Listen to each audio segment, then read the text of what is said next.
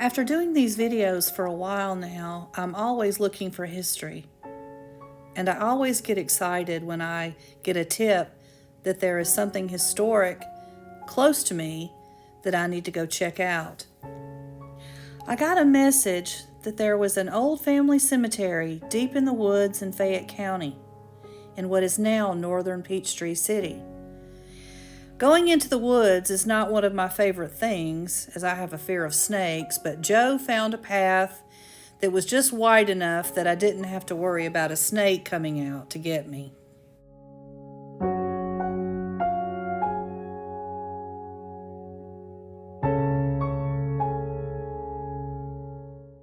Some of the names on the gravestones were legible. This one belonged to Jephthah Landrum, who was born on October 21st, 1803 in Warren County, Georgia. This is a small grave, most likely belonging to a small child.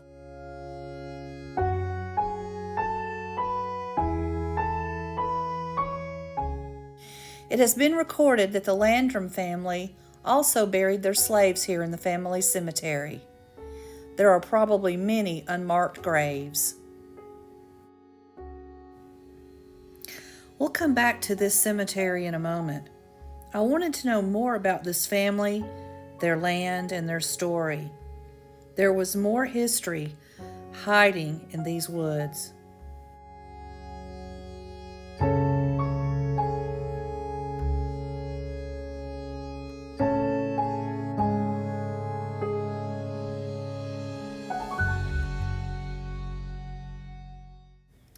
A short walk from the cemetery, down a newly paved golf cart path, is a historic marker.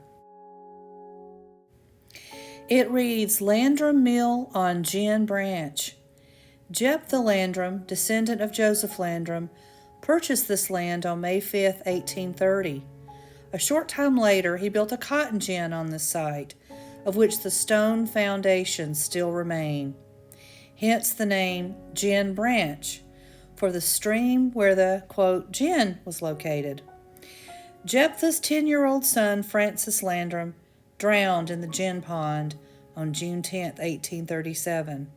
The old family cemetery is located a short distance from the mill. Jephthah and his brother Larkin continued to purchase land in what is now northern Peachtree City until they owned nearly 3,000 acres.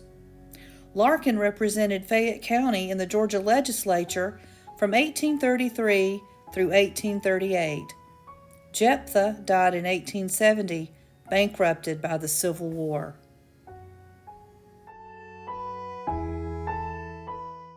This is Gin Branch. We are standing on a hill that is most likely a man-made berm to hold in water from the branch to create a pond.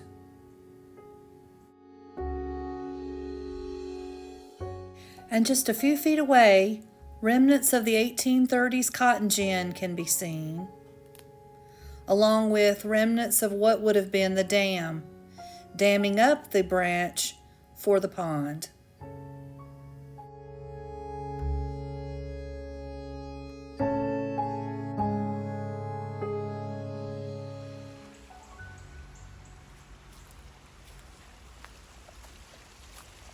You see the other side of the dam over here?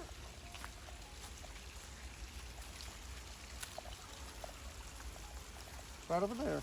That's the other side of the dam, right over there.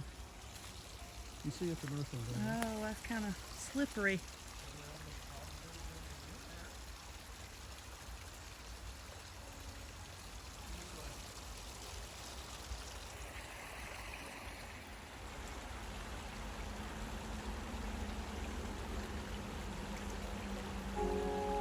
Brothers Jephthah and Larkin Landrum were prominent citizens of Fayette County and owned this land together. Larkin represented Fayette County in the Georgia legislature from 1833 to 1838, and Jephthah Landrum was sheriff of Fayette County in 1847. Larkin Landrum passed away in 1842.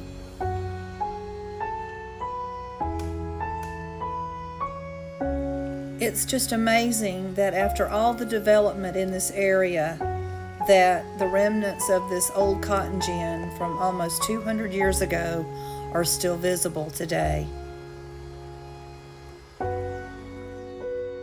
So let's go back to the cemetery and finish their story. This is Jephthah's grave. He ran the cotton gin until just after the Civil War, and like most Southern plantation owners, he was bankrupt after the war ended. This is the grave of Jephthah's wife, Frances Fowler Landrum. She passed away in 1857.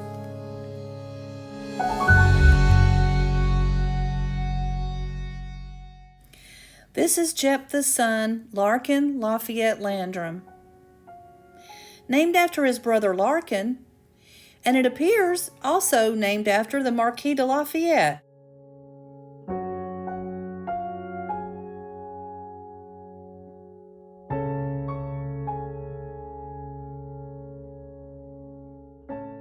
Next to Jephthah and his wife is this small grave. Given its size and proximity to Jephthah, this small grave, its inscription no longer legible, is most likely the grave of Francis Jefferson Landrum, Jephthah and Francis's 10-year-old son who drowned in the gin pond. This is the grave of Washington Landrum.